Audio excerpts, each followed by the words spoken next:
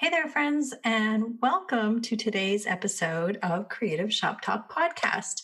Today, I'm going to dive into a little bit about how and why I like to offer free demonstrations, and it's something that I promote a lot with all my coaching clients. It can dramatically increase your profits and your customer satisfaction, to be honest. But I'm pretty excited. So before we jump into that, I wanted to share a review that somebody left on our podcast reviews from Cindy at Reinvented Delaware. So, Cindy, thank you so much. She left us a 5-star review on Apple, and she said, great business podcast for small retailers. Love the podcast, and we are only 3 in. Wendy gives such a good encouragement to retail business owners, and I can't wait to hear all that she has to offer. Thanks, Wendy, for creating this resource. Well, thank you, Cindy. I love following Cindy at Reinvented Delaware, and I appreciate her leaving this share for us. So feel free to leave us a review. I would so appreciate it. It so helps us with getting the word out and letting us know actually what you're finding valuable here at Creative Shop Talk. So let's get into today's episode all about teaching and explaining why it's important to do free demonstrations. So let's get to it. Running a creative retail business really shouldn't be so hard. I'm Wendy Batten, and this is the Creative Shop Talk podcast. Hey there, friends. So we're going to talk today about something that sometimes I get a little pushback on. I guess that happens quite a bit, but doing free demonstrations inside your retail business is such a magical way of sharing your passion and your enthusiasm with your customers. For me, it's been such a great help in growing our retail business, and I see it happen all the time now with my retailers. When we first started Front Porch Mercantile, when I first started, nobody knew about painted furniture or some of the paint brands that I was carrying. And to be honest, I just started doing paint demonstrations on Saturday afternoons because I was painting anyway. So I thought, well, I'll show people. I started advertising and just say, hey, pop in at a certain time and I'll show you how to use these paints.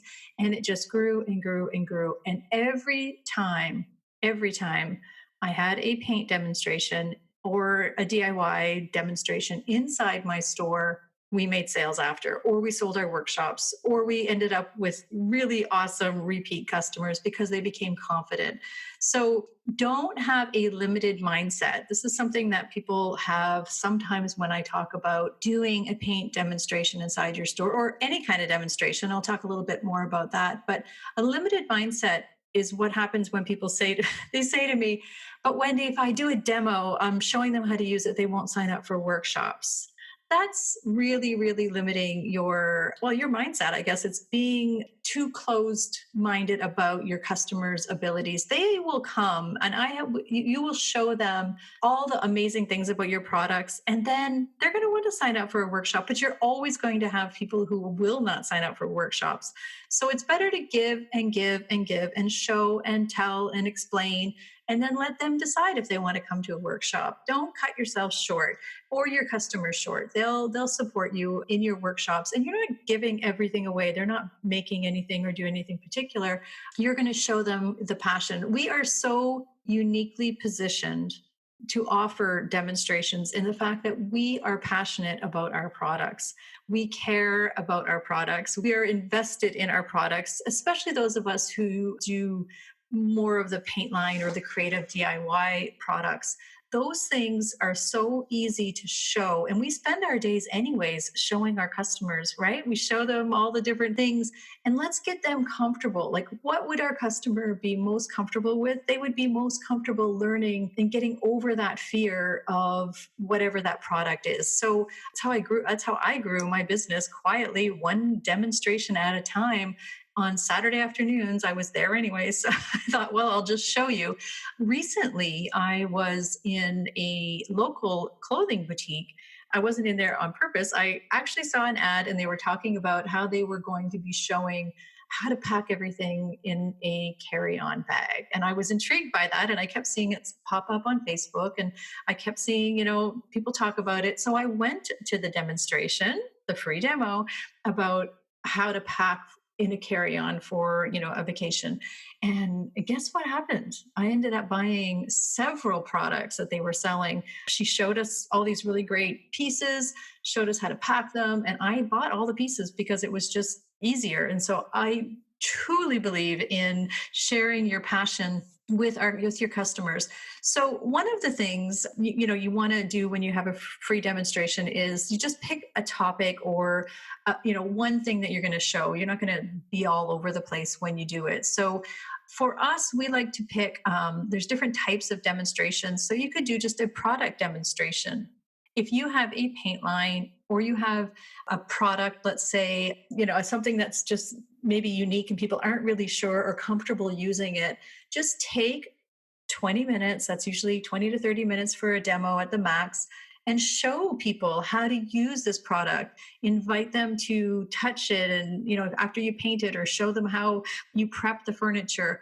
Or you could do a technique class. So if you are struggling to move things like stencils, you have a wall of stencils there and your customers are like, oh, I don't know, I'm not sure about stenciling. Just have a demonstration, have a free demo on a Saturday afternoon, on a Tuesday night, whatever it may be, and just show them how easy stenciling is. Get them over that fear. Share your enthusiasm, share your passion, show them a couple of techniques, and your customers will be so in love with you and so happy and so over that fear that they'll buy the stencils. I've seen that done with dry brushing and waxing and all kinds of different DIY techniques.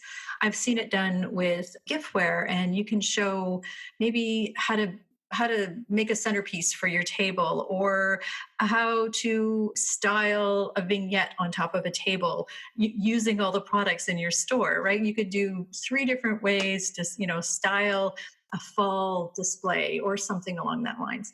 I've seen very great success with retailers taking some time to do a kitchen cabinet painting workshop. Think about it. You take 30 minutes, you invite everybody to come in. Everybody wants to know how to paint a kitchen. They're fearful. All the fears are there.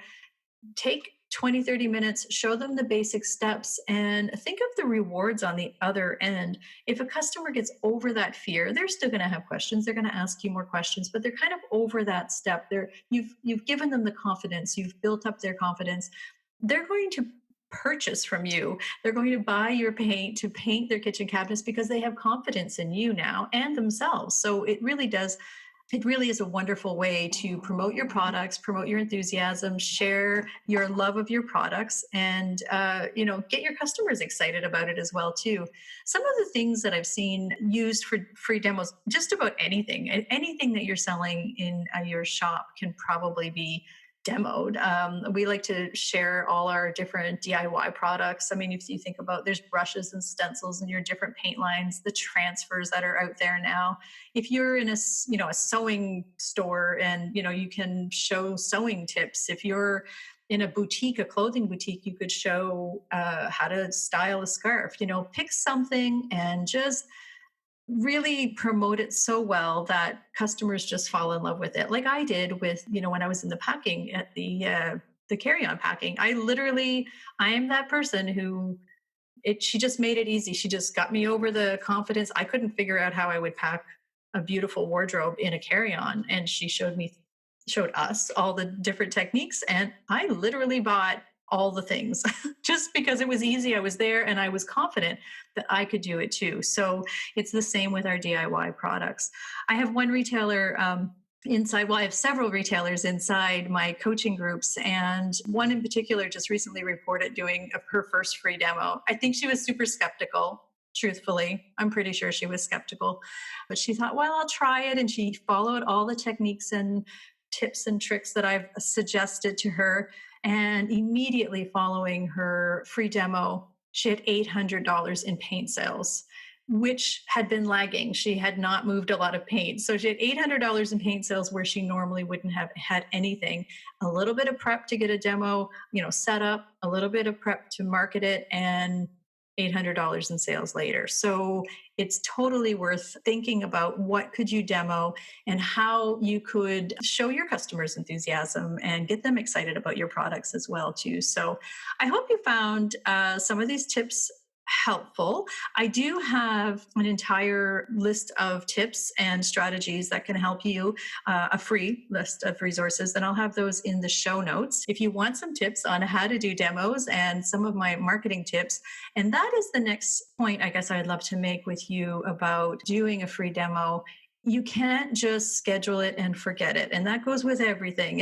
If you've been around for a while with me, you know I'm going to tell you, you can't just post an event, set it and forget it once and mention it on your Facebook page once. You're going to have to market, and get people excited about coming to your demo. It's not that complicated. You're going to do it through your email and through Facebook and talk about it a lot, but people will come. They will get excited about it. Just don't forget. Don't try to just set it and forget it. I want you to look for my tips on marketing your free demo and how to run a free demo, how we do it. I explained it in my free resources on how I run a paint demo, but the same techniques and strategies will work for any of the other examples or anything that you might decide to do as a free demonstration. So I hope you found this helpful today. I'd love for you to leave a review, just like Cindy did.